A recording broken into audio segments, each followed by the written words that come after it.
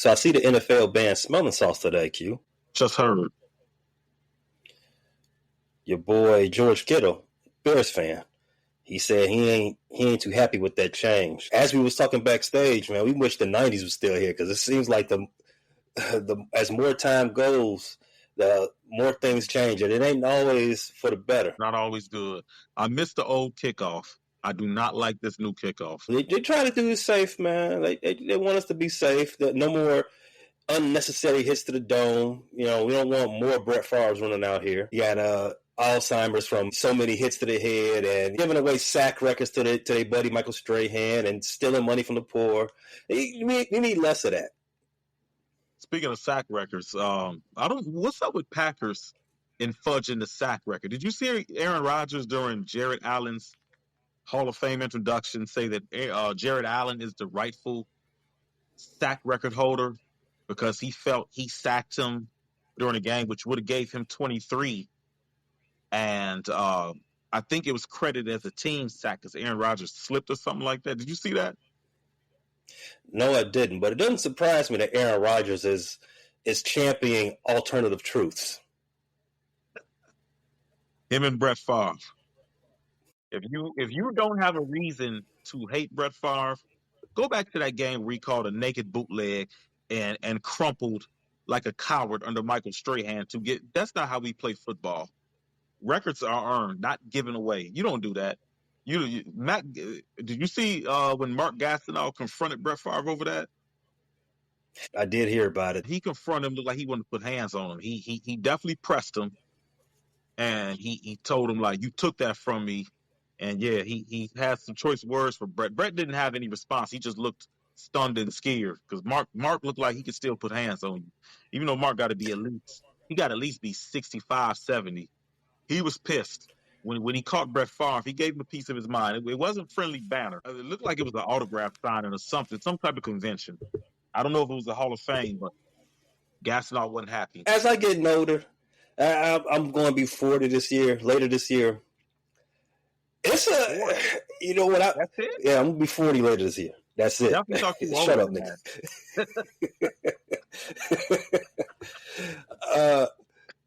When I was younger, 25 and all that stuff, I'm like, man, ain't no way 40-year-old, 50-year-old, 60-year-old, ain't no way they gonna talk to me crazy. I put them in a box early. Now that I'm getting up there, right? And there's some 60-year-olds that hey, you definitely don't want that smoke with. They still got that. They got more than old man strength, especially nowadays when you got that over the counter stuff. Shannon Sharp is bigger now than he ever was during his playing days. Bro, we talking about as times are changing. You were right. Shannon Sharp is definitely. And I remember arguing with one of our homies about this. Not too long ago, we was talking about Shannon Sharp, and as he was getting on somebody for not being dedicated enough to their body. I'm like, bro, Shannon Sharp ain't putting in work like that to maintain the body that he got. You gotta work out a lot, and he works a lot. This is way before all the scandal, anything like that. He was doing the stuff for FS1. He had his own show. He was doing other stuff. I'm like, Shannon works at least. He's doing at least 16, 17-hour days. You think he got time to really hit the gym the way he has to hit the gym and get the protein in? Because he's got to eat at least. He's got to maintain that body. He's got to do at least 260 grams of protein a day. That is a lot of eating. Yeah, but when you got TRT, cuts down a lot of leg work. You don't want to tangle with these old guys. They got nothing but hard dicks and muscle because they're full of Bluetooth and they're full of TRT. They grab you, you're going to feel muscles and dick. That's what you're going to feel. You're going to feel hard dick and bicep. And I don't think I'm ready to encounter that. And I don't want to encounter that either. They got jiu-jitsu, they got grappling. These old guys, next thing you know, you'll be in a Chimera feeling dick and muscle. Count me out. You don't want to get hemmed up by. I do not want to go to over my mom's crib and it's a strange Melvin just open the door. And I gotta, you know what? I see how you hemmed up Jody. I don't have no problems. I saw the slingshot parked out in front. I had to investigate. You got it, bro. I hope you have fun, man.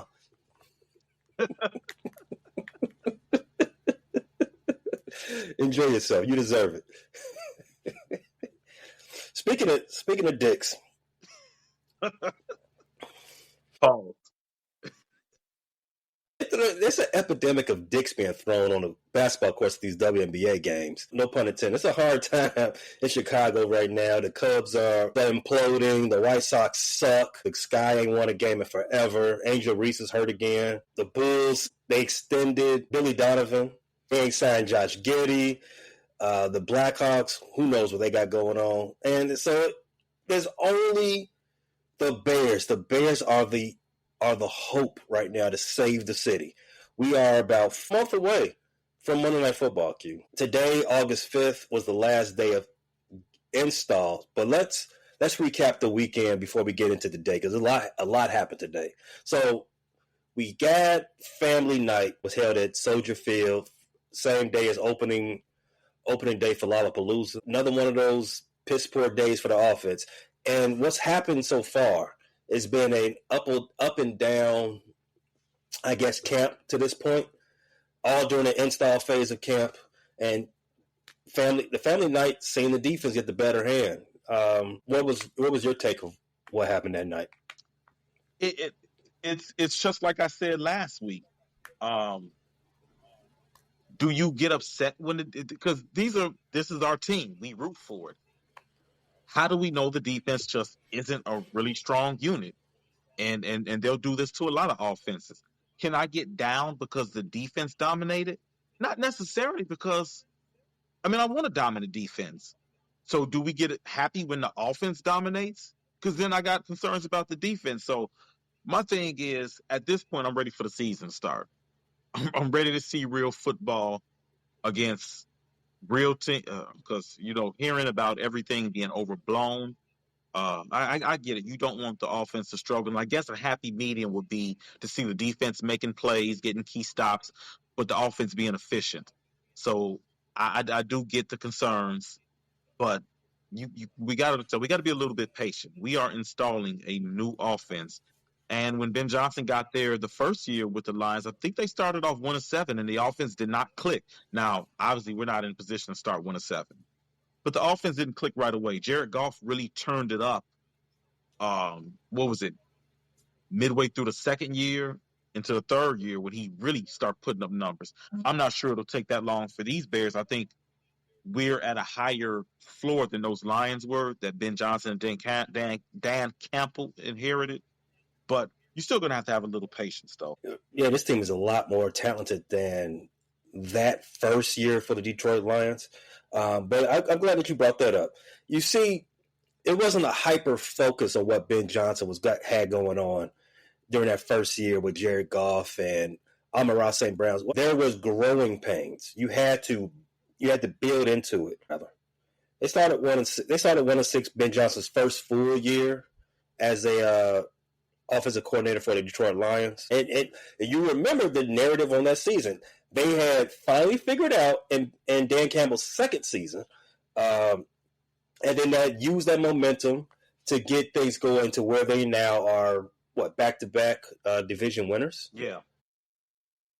Back-to-back double-digit win seasons. Back-to-back double-win seasons, too. Mm-hmm. Started 1-6, ended the season 9-8. I just want to preface that there's a bit of patience here, Q. Right? Today I think was the 12th practice of training camp. What in this world are you proficient at after 12 times of practice? Yeah. Nothing. No. Especially football, especially installing a new offense, and you have new offensive components like teammates all around you. There is going to be, there's an offensive line has got to figure things out. They have to be a cohesive unit. Not to mention, there's a left tackle battle going on. Ozzie Trapillo is getting a lot of snaps with the first team right now. We'll get to that in a second. But there has been some rotation going along with that. You got to get the cohesive unit together. Caleb and Luther Burton, this is their first time really connecting because Luther was out all of the OTAs. Yep. So they're figuring things out on the fly right now. DJ Moore, this is the second time. No Medusa, you can see that him and Caleb are very comfortable with each other. However, this is still Caleb and Costa's first time really practicing together too. Mm-hmm. So I don't understand. And again, in all of this, everybody is learning a new offense. I don't think the layman fan understands what actually install is. I don't think they understand what goes into a training camp, what goes into two-a-days and stuff like that. Install is we doing walkthroughs, and then we're going to do it live. We're going to do it in 707 or we're going to do it in 1111. Obviously, there's going to be some mistakes going on there because you just learned the shit. Like today, for example, today was goal line work. They was doing red zone work. Obviously, that part of the playbook is not the same part of the playbook they was working on the day before, and so on and so on. We're still installing the offense. There is going to be growing pains, and if you think they're going to put plays in the offense that Caleb and the team aren't very comfortable with, you're a moron. They will build up into that in year 2 and year 3 and so on and so forth, as you saw with those Detroit Lions that you brought up. Well, it's interesting to note some of the struggles. And like you said, I'm going to expound on it, but some of the struggles are intentional. They need to know what Caleb is comfortable with. They need to put him in uncomfortable situations. There was one sequence where they said they intentionally had Dennis Allen send a blitzer and had them not pick him up. I mean, the quarterbacks are in red jerseys, so they're not going to get hit. It's not a danger to Caleb. But they intentionally didn't pick up the blitzer to see how Caleb react to a man coming free. Does he find his hot route? That type of things. So, like I said, I'm just ready for the games to start because you can't overreact to things you see in practice because practice is, not to sound like Iverson, we talking practice. Shout out to Iverson. We talking practice. So, like you said, the common fan doesn't know exactly what's going on. And then you got to blame the networks. They're here to get clicks and views. Social media has corrupted all the messages because people are getting paid for clicks and views. By the way, click and view us because we do get paid for clicks and views. People are getting paid for clicks and views. So they're not here to tell the whole story. They're here to tell you what will get you to click on it. So what will get you to click? Either Caleb being outstanding or Caleb being awful. Caleb being solid isn't getting clicks. So you have to do things that get attention headliner. So there's times where things are exaggerated either way. So, yeah, I'm just ready for the games to start to actually see what's what. The Cubs admit they knew the injury risk when they traded for Michael Soroka. I am so pissed off at this thing, but we'll get to that in a second. Family night for the Bears that they had at Soldier Field. The defense did win the day. They had a pretty good day, as you. Even without their number one defensive player, Jalen Johnson, who was probably going to miss all of camp, and week 1 is in danger of missing that too with the mysterious injury. Your boy Nashawn Wright, he's got his hand on a lot of balls. It hasn't been that kind of training camp performance for Tyreek Stevenson. However, some people are saying they expected to see more out of the third-year cornerback. Something in the midst of more activity, getting in between passes. He's very physical. He showed up for the physical days, but they want to see more, have him maybe take that step into being maybe a number 1 type of cornerback, because what we've seen out of him the first 2 years, he's solid. He's a pretty good corner, but he's definitely not a 1. He's more of a 2. Put him out there on the other side. Yeah. You would like to believe that any type of offensive struggles that's been harped up on is just a facet of the defense being good. But I think more so the noise has been about the offense. So the only thing that's come out about the defense, other than the injury to Jalen, has been some observations coming from Ben Johnson that both starting corner jobs are up for grabs.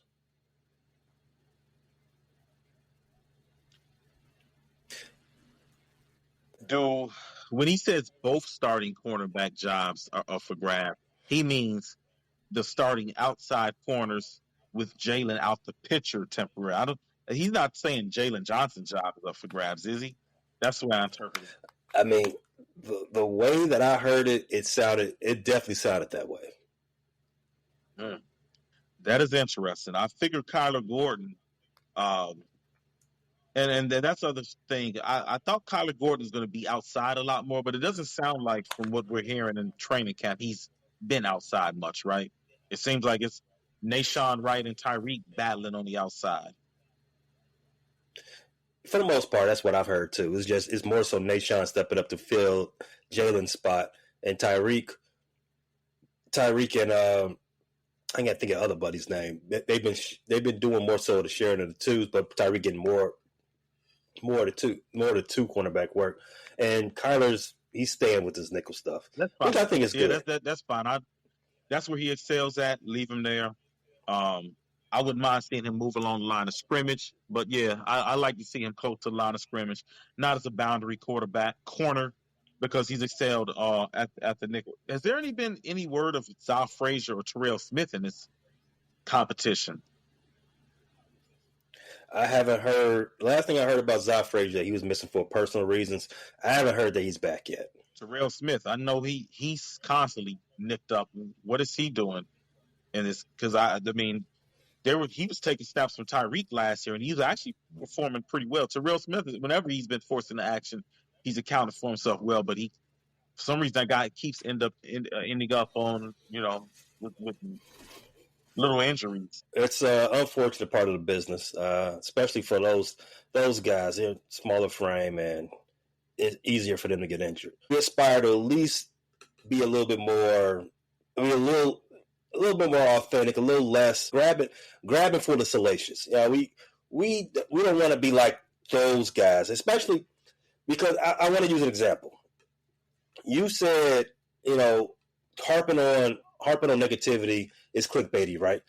Example, that viral clip of Caleb in the quick pass drill with the net that went viral when he missed all three targets and then stormed off in frustration. Well, he had a little frustration about it. Let me not sauce it up too far.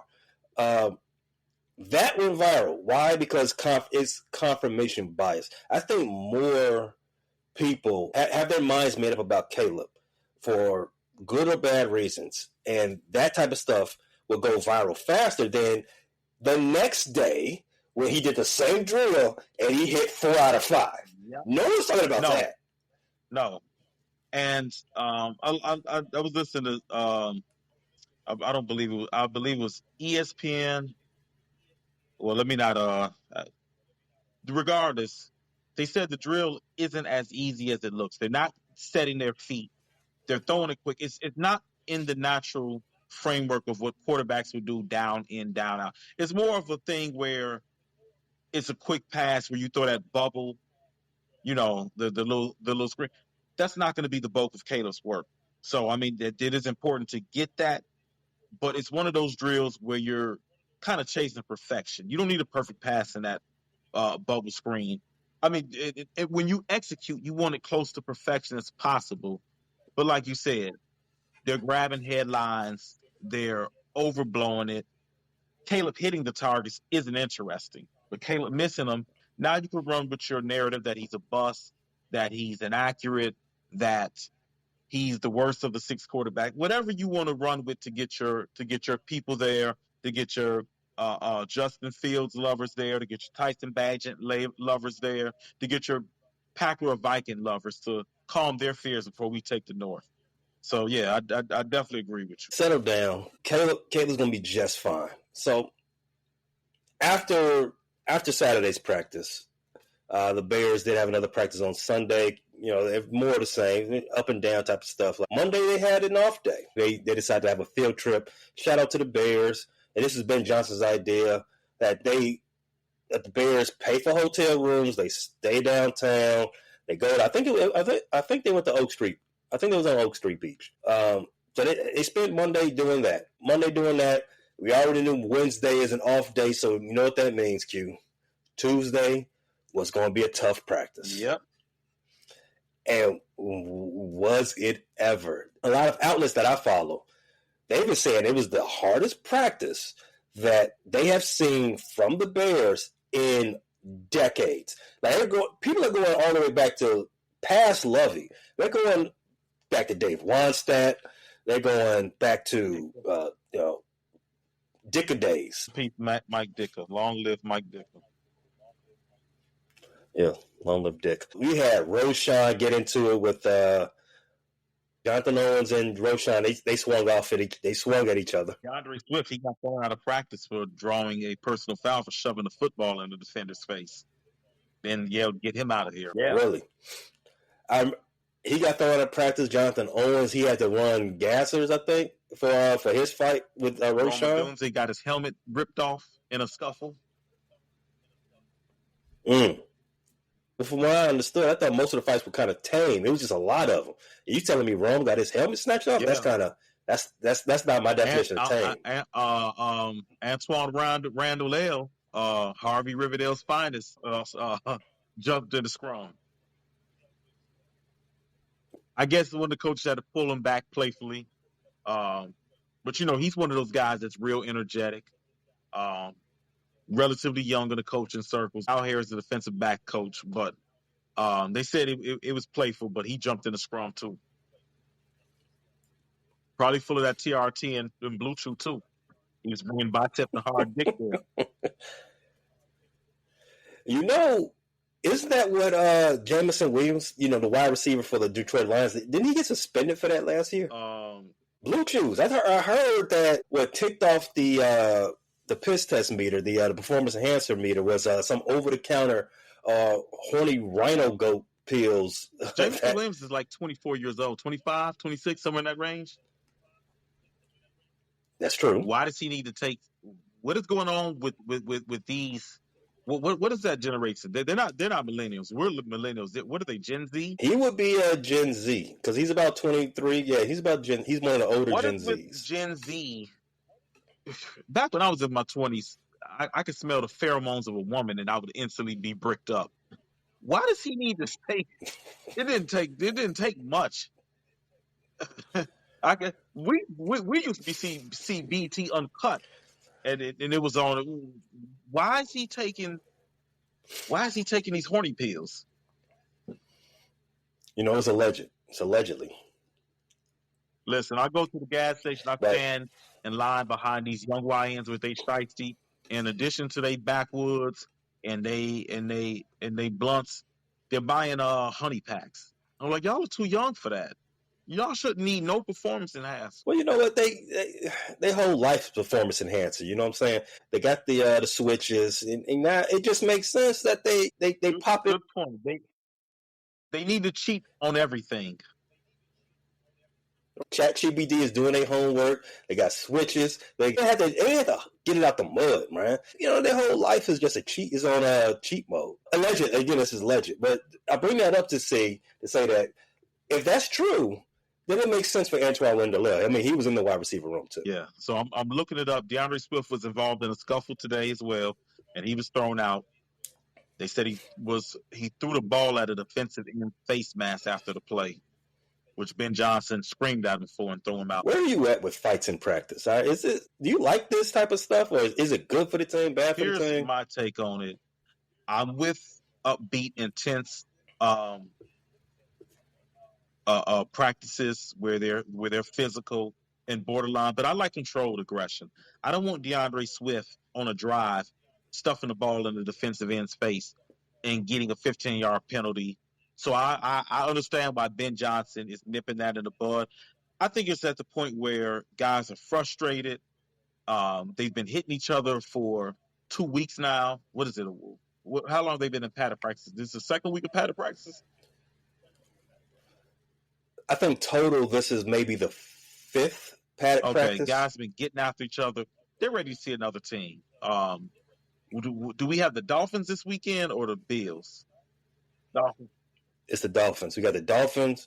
The preseason, we open the preseason against the Miami Dolphins on the 10th this weekend. And before that, Friday, joint practice. Yeah. I understand it comes to the territory. I just want guys to be controlled aggression. So where I'm at with it, I don't want to see guys getting hurt or getting out of control with the fights. A little bit of intensity, a little scrum. I'm not mad at that, but I don't want to see. I know you're around my age, so you remember the Damn, time flying. We tied on this episode, time flying. Michael Westbrook versus Stephen Davis. I'm really showing my age. That's 1997 Right. that happened. That scuffle. So I don't want to see no ugly incidents like that. Or the Croots, Fred Miller. I don't like to see things like that. Minor scuffles, okay. Scrums, okay. I don't want to see you doing anything that would result in you getting kicked out of game or compromise a field position. So DeAndre Swift shoving a ball in somebody's face, I don't want to see that because that's instant taunting. Refs are more likely to call that than you just getting after a guy a little extra after the whistle with your hands. So no, I don't want to see that. Right. And I also want to see the Bears carry this over to the regular season because I'm still mad about week 2 when Alger, whatever, Sakeem went and punched Roshan. Where was Roshan's fight back then? Where was his fight when he got punched in the face on the sideline and that guy late hit Caleb Westbrook and then went toe to toe, stood 10 toes down with the whole Bear sideline and was able to walk off the sideline? To me, that guy should have limped off that sideline that day. Bro, for me, generally, I don't really care for practice fights. I mean, you know what's going to happen. We wait all off season. Like, man, who's going to be the first team to have that fight? You know what I'm saying?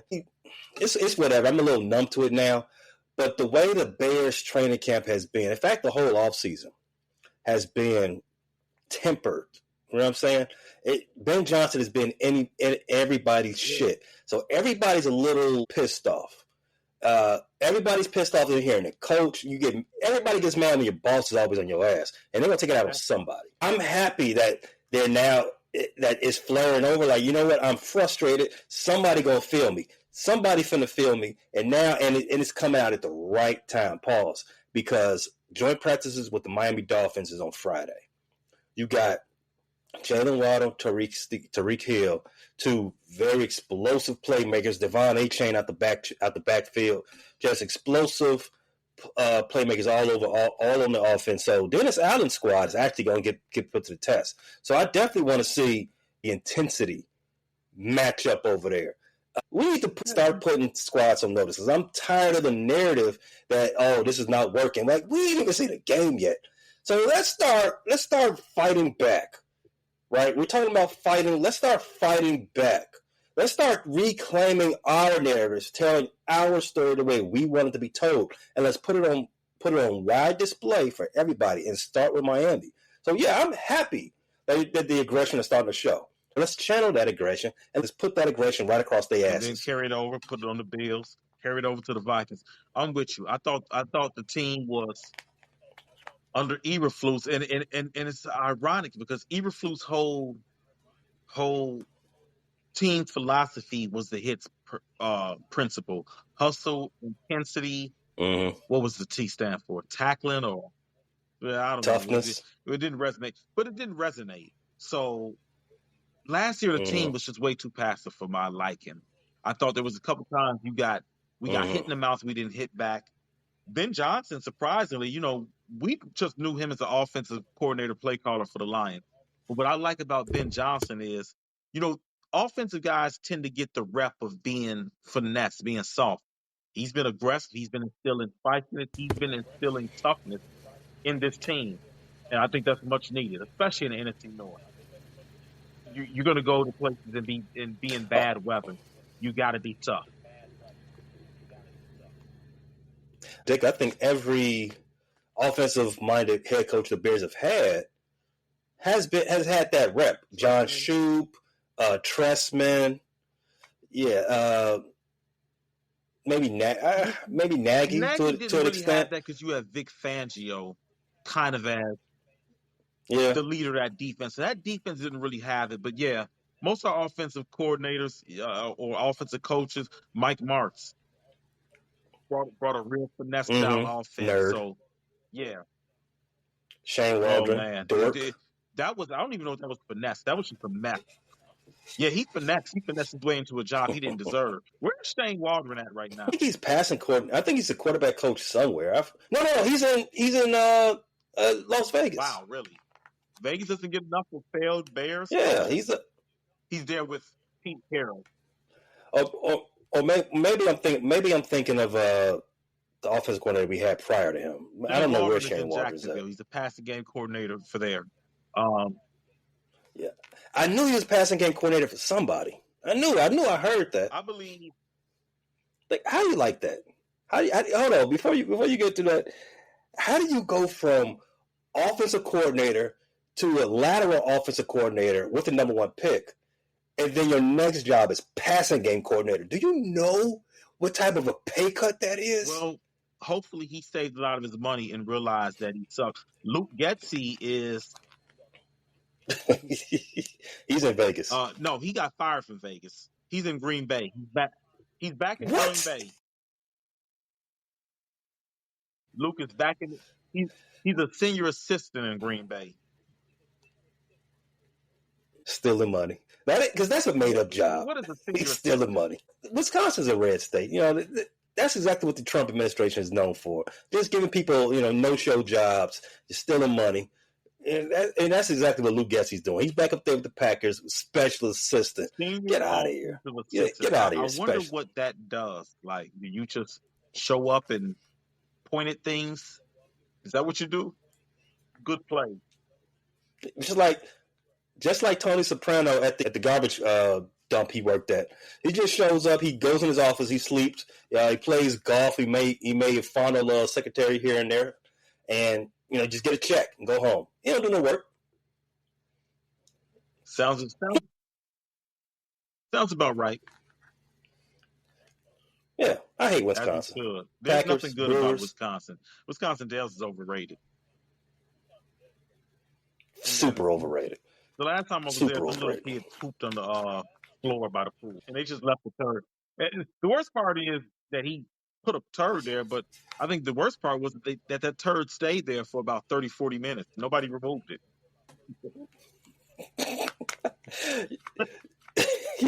Build a wall around Wisconsin. In fact, can we sell? They make a big deal about making Canada the 51st state. How about we keep it at 50? No, 49. How about we keep it at 50? Let's just trade Wisconsin.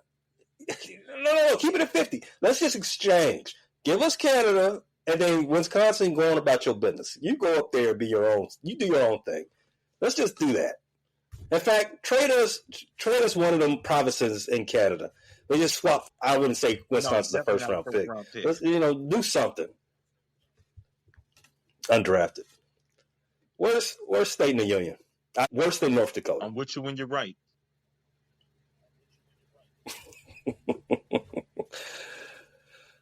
Another thing from this practice queue, I think the thing that's going to resonate most was the fights. Caleb did have a good showing. The offense was pretty good this day. But I think that's not going to get the talking points. The talking point is probably going to be the injury. The offense did suffer a pretty significant injury. You got Cole Kmet. He had to leave practice with what looked like a shoulder injury. He left, all reports saying his shoulder hanging, which signifies a dislocation, right? But what you're hearing now that they've had some tests doing, what are you hearing? Before we went on the podcast, I saw that they believe it's minor. So I'm hoping today is August the 5th. I'm hoping that in a month they'll strap a harness on him. He'll be able to get there. And I know we drafted Colston Loveland, and I have high hopes for Colston Loveland. I do think he's going to be a tremendous player. I heard from somebody down at Bears camp that he just looks different out there. And this isn't just people hyping up Bears because we're Bears fans and cover the Bears. He just looks different. The way he runs like a gazelle. He's 6'6".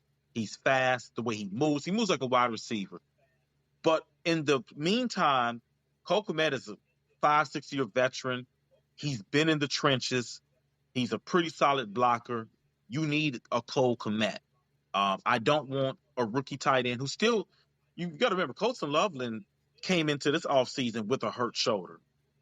And the number one thing that signifies to me is that he was probably not able to build that upper body strength that you're going to need to play in the trenches, to block linebackers, to help on edges. He's probably not ready for that this year. I think he's 21, 22. So you need those callous veterans down there guy like Cole Kmet been through the wars.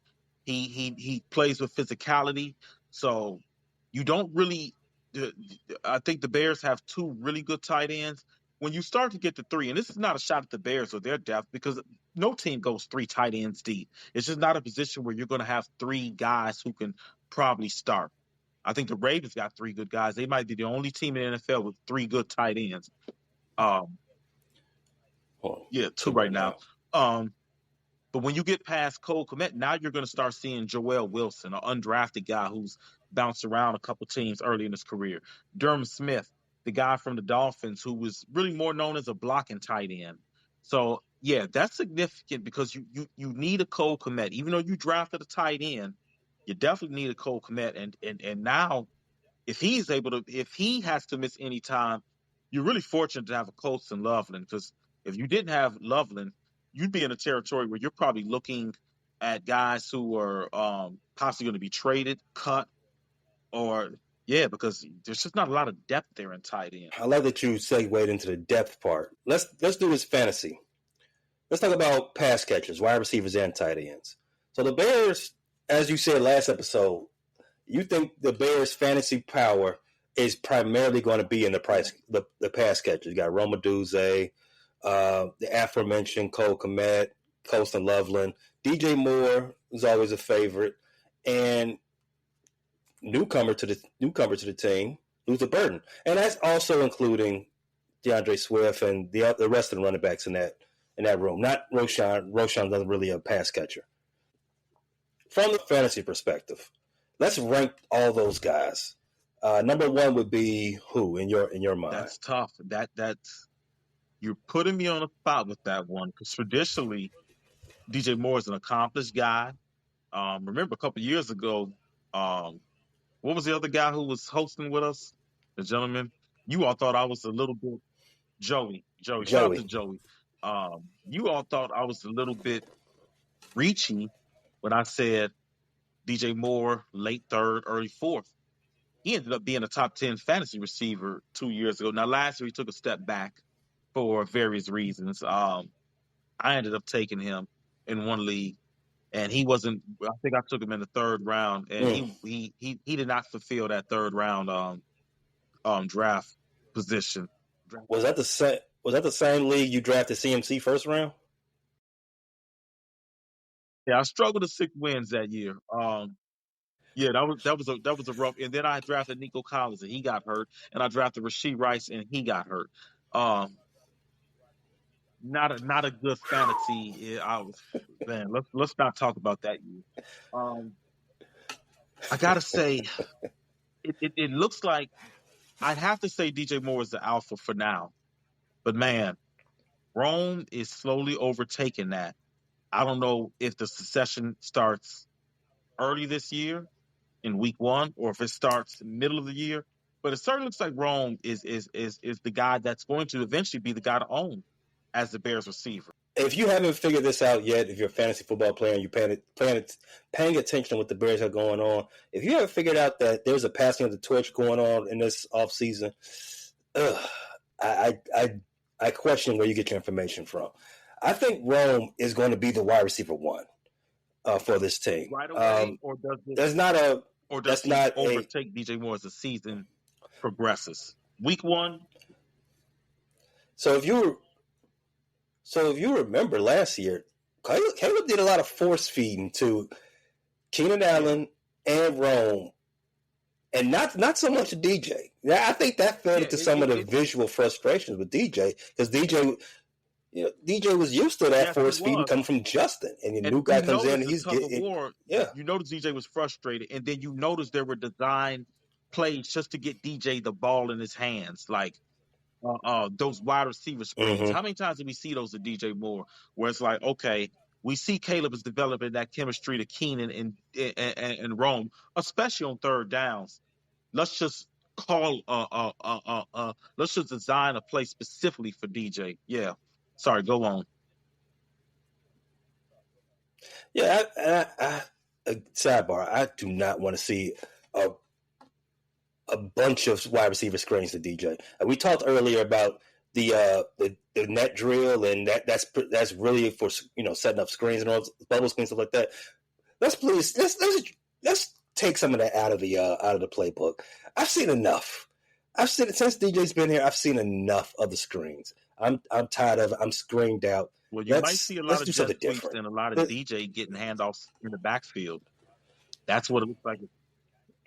That's fine, and I'm glad you brought that up too, because that also leads me to say that DJ is still the number 2 guy in this offense as pass catchers are concerned. Not the number 1 draft pick, not the number 2 draft pick. It's still DJ because, as reports say, he's going to be all around the field. He's going to be in the backfield, and he's a sturdy wide receiver anyway. He likes to get the ball and not go straight down. He ain't like Isaac Bruce and Torrey Holt. They saw like they were quarterbacks. Right. He ain't on that. He delivering the noise to all them DBs. As we talked about, you got to feel me, bro. You got to put me down, and that's how DJ plays. So this is a perfect setup for him. He's gonna work in the intermediates. He's gonna make some big plays, but he's also going to be getting you those ancillary points, carries at the backfield. He might he'll get you a couple of first downs off running the ball and jet sweeps. So he's not coming out of the offense. He's not being phased out in any stretch of the matter. But I'm just saying, from everything that I saw from Caleb and Rome's communication, connection, and bromance they had on the field last year, and everything that I'm hearing from from training camp and the OTAs this year, that's going to be where he looks at first. I mean, I don't think I'm being disrespectful. I think Rome Odunze is a more explosive wide receiver than DJ Moore. Got that. And Ben Johnson talked about that. He's a classic X. Rome is 6'3". He's 215. He's a big body prototype X who you line up on the line of scrimmage and who could fight through press man. He's a prototype. So it does seem like the passing offense seems to be built around Rome and Caleb. So as accomplished as DJ Moore is in the NFL, it does seem like the succession is going to where Rome is going to be the number 1 guy. And DJ is going to be kind of in that Debo role, Percy Harvin role. I expect to see DJ get a lot of, like you said, a lot of little short passes, drag routes, where they can utilize his speed and his ability to run after the catch. And you see Rome getting the bulk of being the centerpiece of that passing offense. And you see a lot of Luther Burden and Zacchaeus. You see a lot of them out there. And Zacchaeus, he's a veteran. He's a guy that's been around Atlanta, Philly, Washington. He's performed wherever he's gone. I don't think this guy is just going to get phased out of the offense. I think they brought him here for a reason. So I think you see that guy too, and you see him in a lot of packages as well.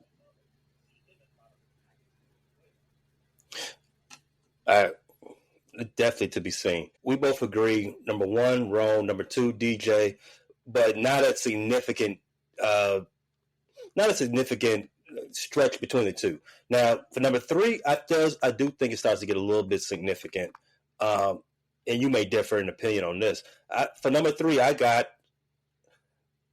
Colston Loveland as number 3. I agree, actually. And the reason for me is, while this offense is still fresh and they're still putting in the plays for that makes the most sense, that the team is most comfortable with, I think that's going to lean to a lot of tight end type action. They drafted the boy number 1, 10 overall, right? He's going to get some work.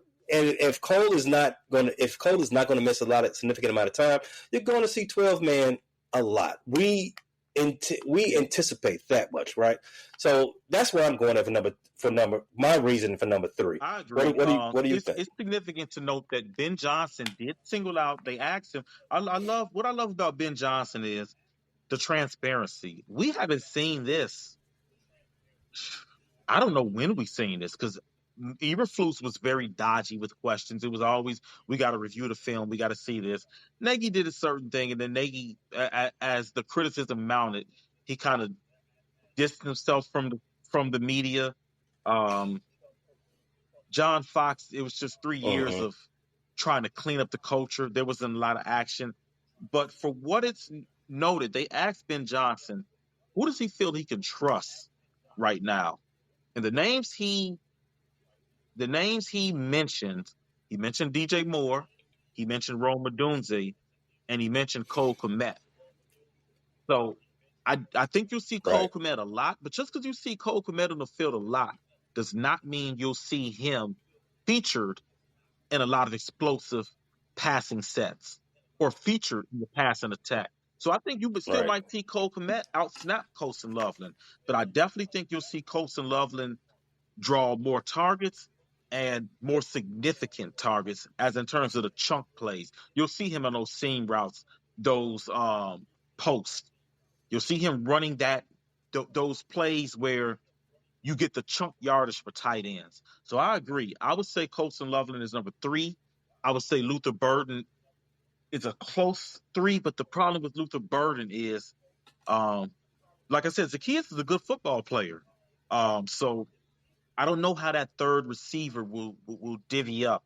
But as far as the pass catchers on my board, I got it Rome, I got it DJ, and I got Colston holding off Luther Burden for now. More Burden, I would say number 4 as well. Actually, I can see Luther Burden being there as he's getting more comfortable in the offense.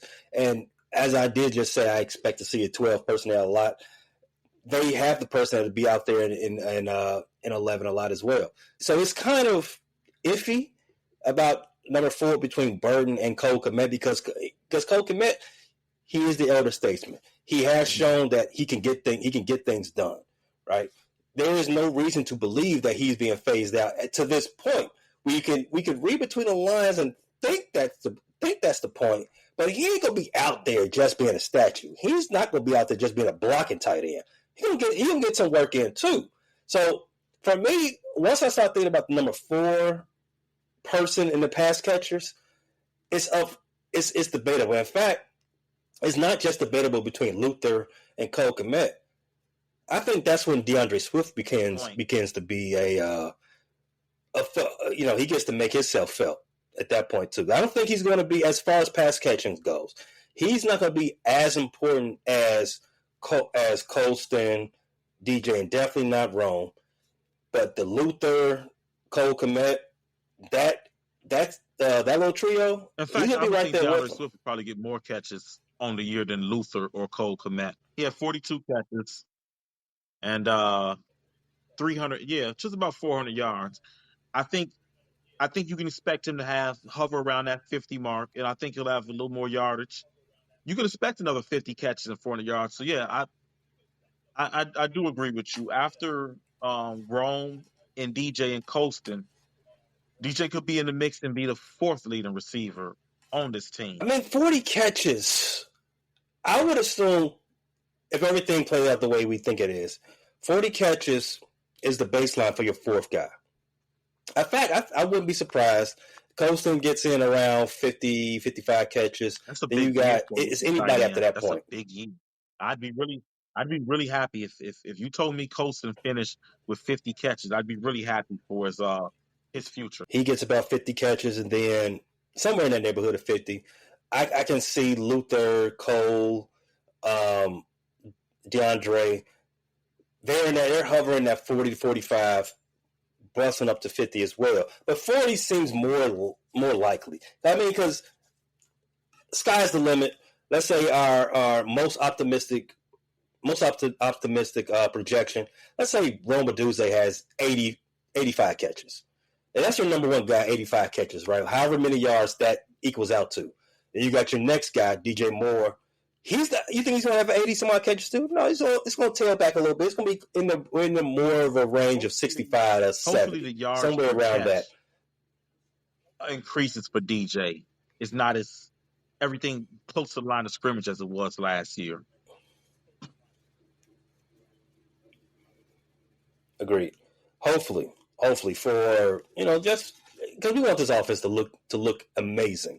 But so that's why I'm saying the most optimistic projection, we can say maybe 80 some odd catches for Rome, in the neighborhood of 65 to 70 for DJ. That makes sense. After that, then you start seeing the 50s and the 40s, which is still decent years for first round guys, especially for which is, it's still a decent year. As you said, DeAndre Swift had 950 yards on the ground, but he also caught 40 balls for about just under 400 yards, which is not a bad year coming out the back end for a quarterback.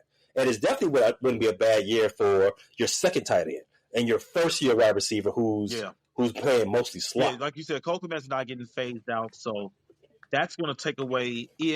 And Zacchaeus has looked very good in training camp. He has a connection with Caleb. Luther Burden has looked very good, but there's only so many balls to go around. So, like you said, I can see a lot of 12 personnel, and Cole Kmet is a veteran. Ben Johnson trusts him. He's not getting phased out. He's still going to get his targets.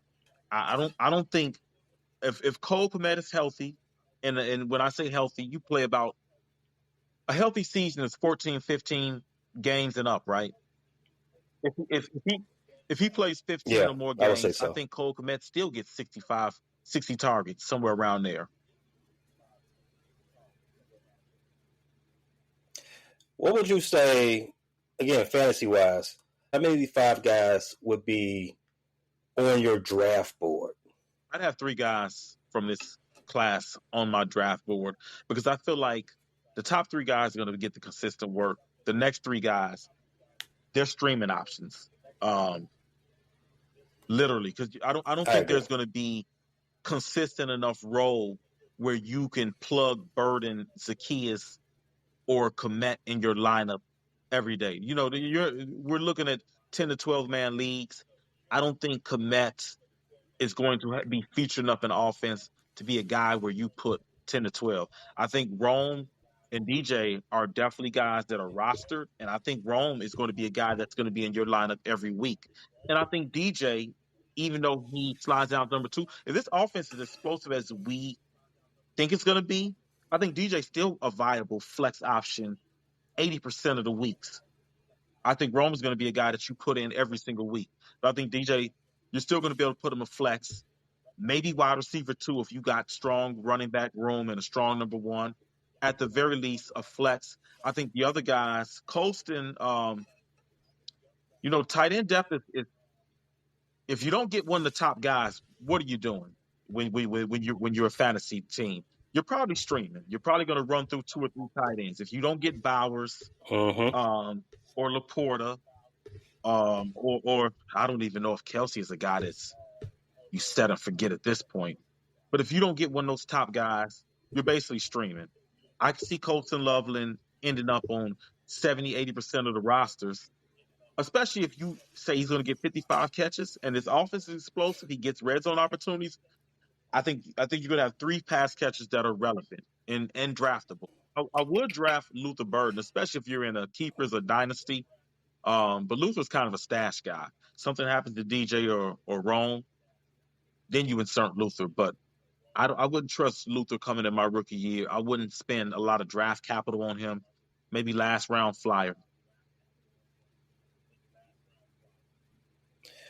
His first year in the league, Sam Laporta had 86 catches for 889 yards, 10 touchdowns.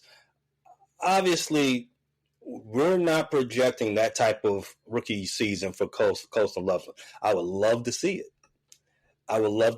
But because I would love to draft Colston in the 7th round, more on that later, and get that type of production out of him. However, there's going to be differences between what you saw with Detroit and what you see with Chicago. He didn't come into an entrenched veteran tight end like Cole Kmet, who's been a Pro Bowl alternate a couple years ago. He didn't have that competition when he came in. Let's talk draft. So just like we've done in previous episodes, let's find out where the perfect draft slot is for our wide receivers. I don't think we need to waste time talking about the tier 1 guys, the Jamar Chase, Justin Jefferson, CeeDee Lamb. Those are first-round guys. If one of those guys available to be traded, don't think about a Chicago Bear. Not any Chicago Bear. Don't think about none of them. That's 3 guys off the board. Let's go tier 2. Malik Neighbors or Roma Duse. I gotta go with Neighbors. He's not fighting with a talented group for his targets. Mm. He's not fighting with a talented team. None of his teammates are talented. As soon as the offense steps on the field, you know where the ball is going directly to him. So that might be that. There's your Listen, fantasy little nugget. even if defenses want to key in on Malik Neighbors, if the Giants season goes like it did last year, and Brian Dable will be joining Mike McDaniels on the unemployment line at the end of this year, you're going to see teams in, soft cover 2 in the second half of games, and Malik Neighbors will be. And I hate that, by the way, when I'm going up against a guy who's got a team, who's got a player that's down 3 scores, and all of a sudden he's just eating those garbage time yards. Malik Neighbors can be one of those guys. I'm taking him over Rome. All right, stop me when you hear a guy that you would draft Rome before. We've already said 4 guys: CeeDee Lamb, Jamar, Justin, and Malik Neighbors. Puka Nacua, Amon-Ra St. Brown, Nico Collins, Brian Thomas Jr., Drake London, Ladd McConkey, Jackson Smith-Njigba. Yeah, I think I'll take Rome. Really? I think Rome is going to give you more big play potential. I think Jackson Smith he's going to eat with PPR, but you got a quarterback change there. Mm-hmm. I don't know what his chemistry is with Sam Darnold. I think the thing that scares me about the Seahawks is I don't know if that's going to be an efficient offense. And we've talked about this off camera. You got to be careful about drafting guys who are in bogged down offenses. You're not getting red zone opportunities. You're not getting a long time on the field. Sam Darnold had a wonderful year last year. That was a year under Kevin O'Connell. That may be an aberration. That may be a career year for Sam Darnold. He may never reach those peaks again. And there's a lot of factors and a lot of reasons why you can be led to believe that. So I'm going to take Rome over Jack Smith-Njigba. And you know what? I actually think Rome, I think he's a better player than Drake London.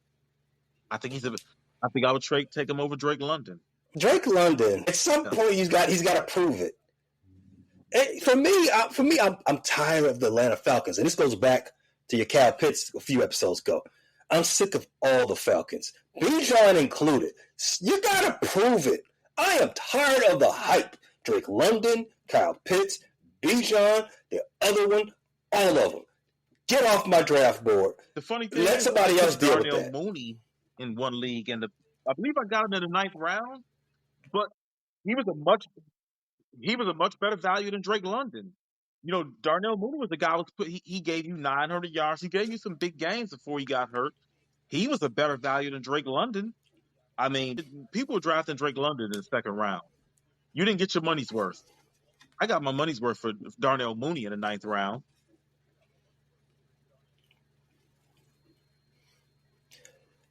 The boy Darnell Mooney left Chicago, left Atlanta for Italian beef, came down here to Atlanta, and got them lemon pepper wings and went crazy.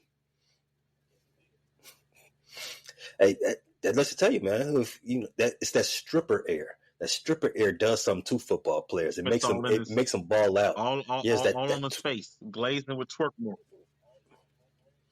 We gotta increase the stripper population up there in Chicago. That'll help. That will help the Bears more than anything. We got more $40 girls in Chicago. We don't have enough strippers. Just give me the 40. We know what we're here for. Not even for the dance.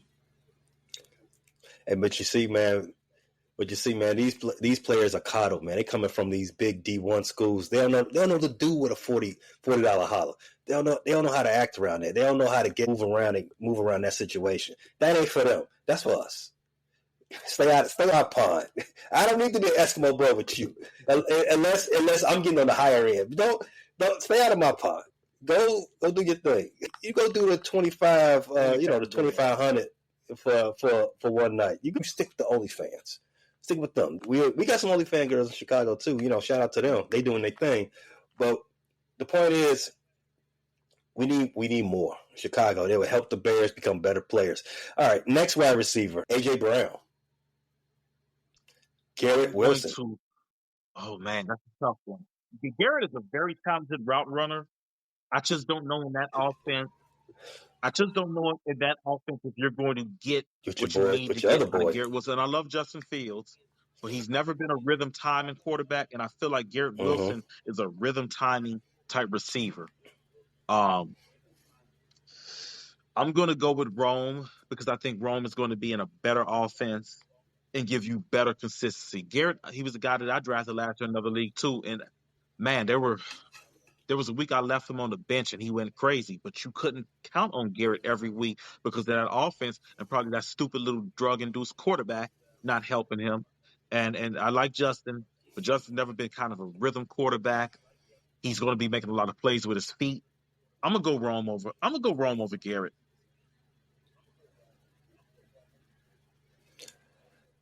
I don't think that's a bad call. It's not a bad take. I'm not mad at it.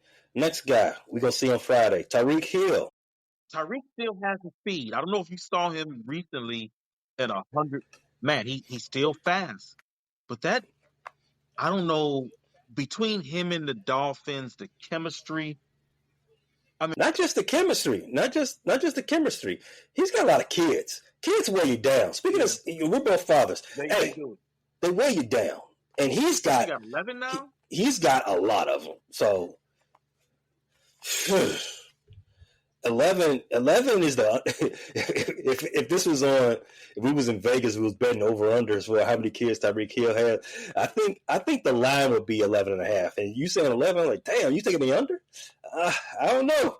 I don't know. Speaking of him, You he never might know. have had some more this The thing with offseason. You never Tyreek know is with him. he's got such big play Um, potential, but you saw a lot of teams playing.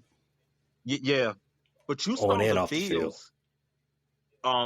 They for the last couple of years they've employed cover four against him and playing underneath, and he just can't get numbers against them.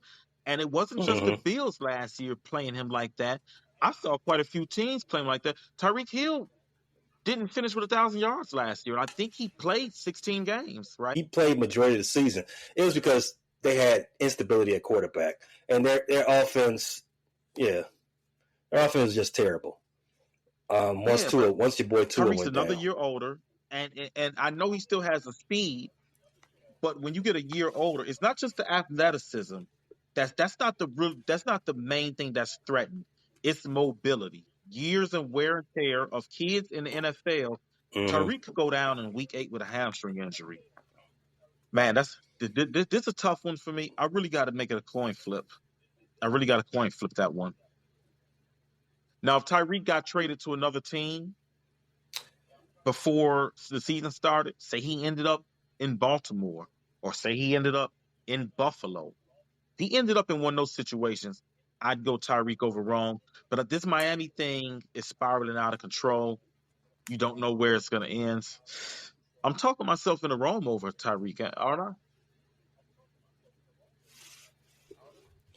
I come around the corner. Is my turns up, and I see Rome and I see Tyreek. I'm like, damn, this is a decision. Someone make the decision for me. I don't want to have to do that myself. You said he's going to get 80 to 85 catches. Mm-hmm. I think Rome's going to get 90.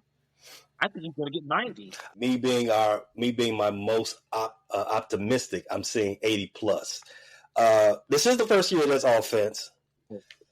It's the first year of the offense, but I mean, You got to okay, remember. all right, 90. Here's two Put things. it on the Here's two board. reasons why I think Rome can catch 90 balls. I'm not saying he has the same skill set as this guy, but this is the same offense that got Amon-Ra St. Brown 120 catches. Amon-Ra Brown was a talented guy Mm-hmm. coming out of college, second round pick. I believe was second round or was he third round? Oh, you're right. He was a fourth round. He I was a think he fourth was rounder. later than that. I think he was like a Rome was a fifth. top 10 pick. I think Ben Johnson's going to get a lot out of him. I Mm. think you're underselling Rome a little bit. I think he's going to get 90 plus catches. I think he's going to end up with 11, 1,200 yards as well. Um, man, this is one that I wouldn't want those two names on the board when I come up either. I'm making a strong argument for Rome.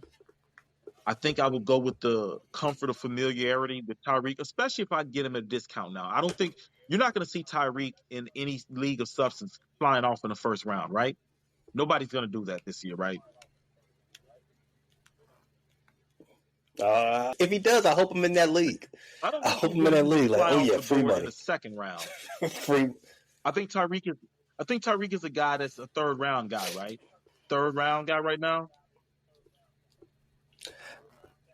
Okay, I wouldn't touch him before the third. No, did he? I'm gonna go Tyreek because I'm going to think that Tua is going to be healthier this year, and even if Tua isn't healthy, I would I would think the Dolphins are going to have a better backup quarterback situation this time. I can't remember if they picked somebody up. I mean, you can't afford to keep going in there and I thinking Tua's going to give you even 10 games, right? That's the definition of insanity, right? I wouldn't want to risk it. And plus, again, like you said, a year older for Tyreek, it's starting to look like he's on. It's starting to look like that's a bad contract for Miami. That's how it's starting to feel. And I paid mean, a lot. and I think I've seen Bears fans. No, I don't think I've seen Bears fans. What's up with a trade for Tyreek Hill? No, we can't. No, we can't do that, guys. No. It- No, no, not in this locker room. Not I at really his don't think age. Tyreek Not at Hill his wants price to play tag. football. I think he wants to make babies and run track. And that's his right. It's not a bad life. He wants to be a I just thoroughbred, huh? don't know if Tyreek is interested in being a wide receiver, and I know he's not interested in being a wide receiver for the Miami Dolphins. Like I said, I think Tyreek gains tremendous value if they do actually trade him. I think Baltimore, I think Buffalo would be good looks for him. He can go in there, and I think he can carve out a role as a number one receiver, and he's with two strong young quarterbacks, and I think those offenses can support him. And more importantly, I think the locker rooms can support him. Tyreek Hill and the Dolphins, no. I'm still going to go Tyreek. What you doing? Still up in there? Okay. It's up in the air for me. It's up in the air for me. Next wide receiver on the list, Devontae Adams. I'm going Rome over Devontae. That Hmm. This is where you start getting this wide receiver twos. Not just fantasy, but wide receiver twos on their own teams. Devontae is going to be the second guy in that offense behind Puka. I said Mike Evans. I think he's still the man over there in Tampa Bay. But same thing with yeah. Tyreek. He's getting up there in And the age. Buccaneers drafting talented pass receivers too. You know, they got a guy returning who played pretty well down the stretch. I can't think of his name. I'm not in football mode right now. But I believe they drafted somebody this year, right? Yeah. Yeah, so I think in the second you're round they got another wide talking receiver. Chris Godwin is coming back, and I think he's going to be healthy for week one, I believe. You got four pass receivers there. Um, my boy Bucky Irvin is set to take in a more lion's share. I'm going to go Rome over Mike Evans. What about T. Higgins? That's a good one. You know, T has let me down so many times. I'm going Rome. I don't. I'm going Rome. I don't think it's a good one. I'm defiantly taking Rome over T. Defiantly. See, like I said, So many up and down performances. I think Rome's gonna. Why are the Reds up 1-0? Where's our offense? Sorry, timeout. Um, I'm looking. I'm looking at that right now. Bottom of the fifth. The Reds are up 1-0. In any case, I'm taking Rome because I think there's a higher floor for Rome than there is for T Higgins. And then Chase Brown has come on. Chase Brown gets a lot of that goal line work.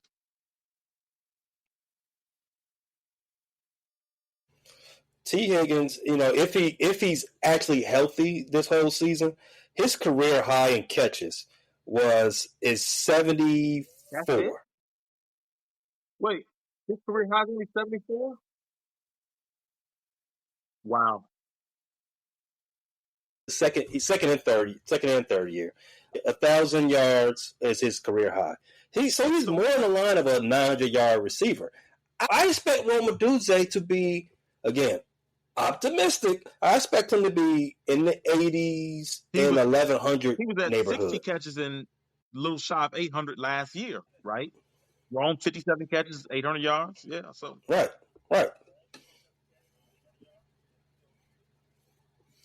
That's what I'm looking for. This is wide receiver 2 territory. We've named 17 guys, so this is wide receiver 2 territory. From wide receiver oh twos, yeah. I'm still In this expecting league, 1,000 yards easily. So T Higgins is yeah, not T Higgins for me is I'll not take up Rome here. over. Back to the Buccaneers. I don't know how we forgot this. They drafted Abuka from Ohio State in the first round. That guy is a very polished young man. He can run routes. I have no reason to believe that he's not going to be featured extensively in that offense. They signed Godwin to some good money. Um, Mike Mm-hmm. Evans is still Mike Evans. Like you said, he's getting old, but Mm-hmm. there's just Mike Evans is one of those guys that can light it up one week and has one catch for 11 yards. I take Rome over Mike Evans. There's just so much uncertainty in Tampa Bay. Not with their offense. Their offense is going to be good, but Bucky Irvin's going to take on a bigger role in the offense. Rashad White is a pass catching back. There's going to be a lot of Baker Mayfield is going to be distributing the ball to a lot of pass catchers, and I don't see a clear cut dominant number one. I'm taking Rome. Maserati Marv. I'm taking Rome over Marvin Harrison. Um, hell, he Marvin was the number one receiver, not the number one pass catcher, number one receiver in that offense last year, and I think Rome was neck and neck with him in production. And I like the Bears' offensive Mm-hmm. situation, but taking Rome. Terry, man, that's Terry's situation right now makes me kind of leery of drafting him. How long is his contract holdout gonna last? Will he be traded? I think, and this is just the last thing I've seen. I don't know how this offense functioned last year. That's not to say that it's going to function the same this year. You would expect so. Cliff Kingsbury, you expect to not come back with the same thing the next year. So, but just going off of what I saw last year, the way they used Terry McLaurin in that offense, he got a lot of, I don't want to say junk plays, but it wasn't like consistent, drilling down in the offense. He had a very good season. He scored a lot of touchdowns, got a lot of yards, but it was a lot of big plays. You know what I mean? It was a lot of broken coverage plays. Mm-hmm. DK Metcalf. It's just Pittsburgh's offense. Right? Who cares about that offense? DK's always been too much of a boomer bust guy. I'm not a fan of DK Metcalf in fantasy. I mean, he doesn't really. If he's not scoring touchdowns and allowed to get bombs, he's not gonna eat for you in a PPR. You're not gonna see DK getting a 10, 11 catch game. He's gonna get between 3 and 5 catches. You just hope he hits. So, I've named 20 guys so far. You say you're taking Rome over Jackson Smith-Njigba, Garrett Wilson, T. Higgins, Devontae Adams, Mike Evans, Maserati, and Scary, and DK. You got Rome in the he's dangerous to a wide receiver. He's gonna have a big year this year. The next question is, how many of these guys would you take DJ Moore over? I'm gonna read the names off too. I'm gonna start at number 12. The first guy you disagree with, Jackson Smith-Njigba or DJ Jackson Moore. Smith. Garrett Wilson. Oh, that's a tough one. I'm gonna go Garrett. Tyreek Hill. I'll go DJ. T. Higgins, wide receiver 2 for wide receiver 2. So I'm going DJ in that one. Mm-hmm. I expect DJ to play all games. I don't know what to do. I don't know what to do with T. But to that point, Cincinnati might be in a lot of shootouts. Devontae Adams or DJ Moore. I'm going to go with DJs. I think the explosive plays will push him over, and I think that's a lot of Puka Nacua offense and Kyren Williams offense. Man, Stafford love him some Puka. Let me tell you something. Matt Stafford, after Megatron, he don't like black receivers. Listen, between Tyler Higbee, Cooper Kupp, Puka Nacua, I mean, man, and I always thought this guy was a little bit overrated. Allen Robinson was just running out there.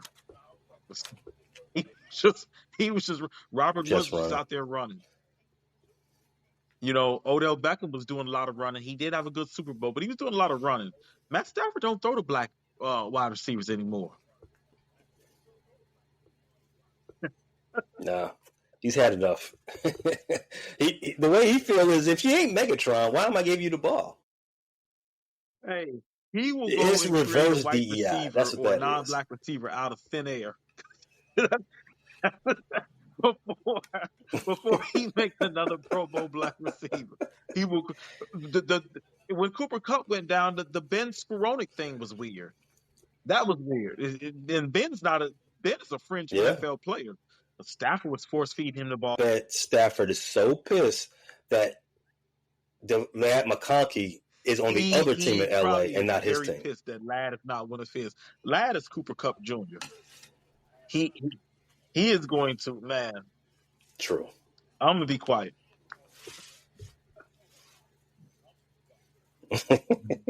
Mike Evans or DJ? It seems like every time I say Mike Evans is done as being a top fantasy option, he makes me look dumb. And he doesn't just make me look dumb as in terms of I pass him up. He comes and puts the belt to my ass every time I face him. I don't know if it's just, man, every time I see Mike Evans, he's 2 touchdowns and 100 yards, and I'll go, that's a toss up. I'll go Mike. DJ. Maserati or DJ? Scary Now, Terry. I had this debate with you before that I thought DJ was head and shoulders over Terry. You told me Terry was better. I thought I had you when DJ had that career year 2 years ago. I looked at Terry again, and man, he's a really good route runner. He's a really good route runner, and now I see that it was just Washington don't know what to do with him. Would have had a much better career if he went somewhere. That's the guy that might have been in the Hall of Fame if he didn't play for Washington. I mean, he's got Torrey Holt type route Facts. running and setups. I'm gonna go Terry, which is Torrey Holt's not even in the Hall of Fame. I don't get the Hall of Fame now. I don't see how Torrey Holt is not in there. No. Yeah, I'm gonna go Terry. All right, last one, DK Metcalf. So we both got the top 2 wide receivers for the Chicago Bears being wide receiver 2s, maybe Rome he's a fringe wide receiver 1, but they are I think so. They are locked in for 2 status. So we're looking to draft them before the draft turns to round 6. They're definitely already scooped I've up. only done a couple mocks, but I've seen the average draft position. If you get Rome in the 6th round, that would be incredible value. I think he should be in the. Yeah, I don't think he's lasting that far. I think Rome is end of the 4th guy, maybe 3rd in some drafts. He's anywhere. I think Rome and DJ are depending on who falls in love with him, they're anywhere from 3rd through 5th round. They're not sliding no further than that. The way I've looked at some of these pre-draft rankings for PPR, they've got Rome as like you said, about a 6th round value guy. If you get Rome in the 6th round, that would be tremendous value. And I would not, depending on how my draft board goes, I wouldn't be, if I need that 2nd receiver, I wouldn't be waiting to the 6th round for Rome to fall. I think you got to get out ahead of this. And I've always said, there are some reaches on draft day that are okay if you have that much confidence in a guy. I think Rome is one of those guys. I think 3rd round would be a reach, but I think at the end of the year he will have 3rd round value. I think going into next year he'll be a guy that's a 2nd round, 3rd round guy. I think you got to start targeting Rome if you really want him on your roster. You got to start targeting him in the 3rd, 4th round. Depending on where you pick in the 3rd round. You got to start targeting around there. Oh no! I think he might give you that value, but I'm definitely not going to over it. I mean, you're talking about a 3-round reach. That's excessive. I'll wait to get him in the 5th. If the word's not out on him before then, I'm gonna wait. I'm gonna preach caution. You wait to the 5th round. I don't think you get Rome. It depends on when you draft. If you've drafted already, you might have already got the steal of the year, in my opinion, Rome Odunze. But when you're not drafting until Labor Day weekend, Lots of things change. Lots of things change. And let me press. I would not go drafting Rome at the top of the 3rd round. That's 20 territory. I've seen him ranked anywhere 50s. Highest I've seen, I think one draft publication had him ranked as the 43rd player. I've seen a lot of in the 60s. So in that range, right? when you're the 40th pick, that's 4th round territory. 60s, that's late 5th, early 6th, right? See, yeah, I think if you were to get Rome in the 6th round, man, you got the steal of the draft. I think if you got him in the 5th round, you still got a really good value. I think if you were at the end of the 4th round, I wouldn't be afraid to draft Rome at the end of the 4th round. I wouldn't be afraid at all to draft him in the 4th round. I think that's fair. I think if you're gonna make the reach, I think that's the start of the reach. Anything higher than that, I think 3rd round, I think is a little bit excessive because you can still mess around and get third round. You should be getting your quarter. If you're gonna draft an elite quarterback, that's the round to be doing it. 3rd round. So I'm thinking, or maybe like the end of the said, 2nd Justin, round. Speedy, Jamar Chase, those are the locks in the 1st round at wide receiver. Oh, Puka Nacua. Those are 4 locks in the 1st round, right? I think you got some more than that. Yeah, I think so majority of the 1st round is wide receiver. AJ Brown is a 1st rounder, right? I think is he? I think I agree with back that. in 1st round at best. I think there's 6 locks for 1st round. You already named 4. Add Malik Neighbors and add Amon-Ra St. Brown to that conversation too. Add them in there too, and then you got your 3 running backs. That's 9 picks already. So maybe AJ Brown can sneak 12, in there. I'm okay with AJ Brown. If I'm 11, 12, I'm okay with that. I don't think you're going to have too many top tight ends this year. But real quick, Darren Waller's back. Yeah. He stopped rapping. Yeah, don't take the bait. God. Yeah, I think Brock Bowers, Trey McBride, George Kittle, Hawkinson, Sam Laporta, Travis Kelce, Evan Ingram, DJ Njoku, Mark Andrews, Jake Ferguson, Tucker Kraft, right there. Okay. I don't like to say this. I think Tucker could be a strong guy for Green Bay this year. I don't like that. I don't like it. But I'll be honest. Hate the team. Tucker and Musgrave. The only thing about that Green Bay situation is similar to ours. They drafted Tucker in the 2nd round. They drafted Musgrave in the 3rd round. 2 really good tight ends.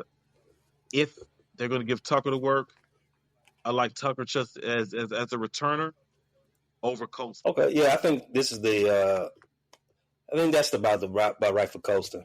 Because the next guys, I think all these guys are toss-ups. Jake Ferguson, Tucker Kraft, Kincaid, Goddard. They are. Loveland, Costa Loveland, Tyler Warren. I think all those guys they're about toss-ups. So the 9 guys above that. And you could possibly make an argument for Mark Andrews. You know what? I'm not letting Andrews burn me again.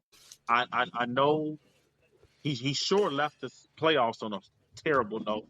I just feel like Likely, Likely looked really. Well, Likely just had foot surgery. Likely's out 6 weeks. How long was he out for? I didn't hear it was 6 weeks. Last I saw, they expect him back. You probably did. Last I saw, they expect him back. They expect him back for September. But yeah, he did have foot surgery, so he's out for the rest of camp. I see. Cubs tied it up 1-1. But yeah, I think only one of these tight ends, Brock Bowers. I think he's the only guy going in the top 20. Everybody else, fourth round. I'm not stretching to get Trey McBride or George Kittle. Or I did the thing for Sam Laporta last year.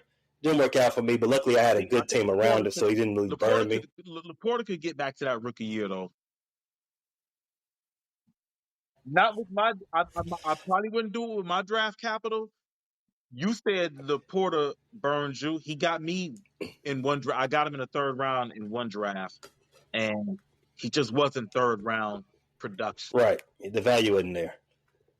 But I already read off his rookie numbers. There's no way he's ever good in that again. That is extreme production. I would never. You'll be lucky to ever see that again. If he just comes back, he gives you 70, 75 catches, 800 yards, 7 touchdowns. That's good. That's good stuff. That's good stuff. But what he did his rookie year, 10 touchdowns, 800, almost 900 yards, and 90 catches or something like that. Yeah, it's going to be hard for Brock Bowers, as good as he is. It's going to be hard for him to do that again. It's just the nature of playing tight end. It's much easier to game plan for a tight end than it is a wide receiver. Those guys are all the way at the boundary. They move around a lot more.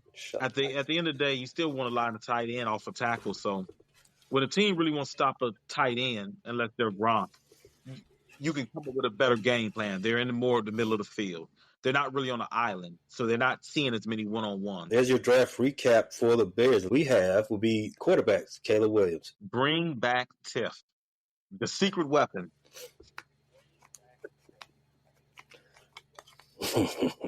Oh, she's definitely coming back to review the Dolphin pregame. Oh, I'm sure she does. She's been watching camp and having a good time. Yeah, she's been telling me about what Caleb got to cut out. Her summer vacation is almost over. You got to bear down when she gets back, and especially for Tiff, you got to put the BearClaws up. She loves that. She loves your bear. She loves your BearClaws being up.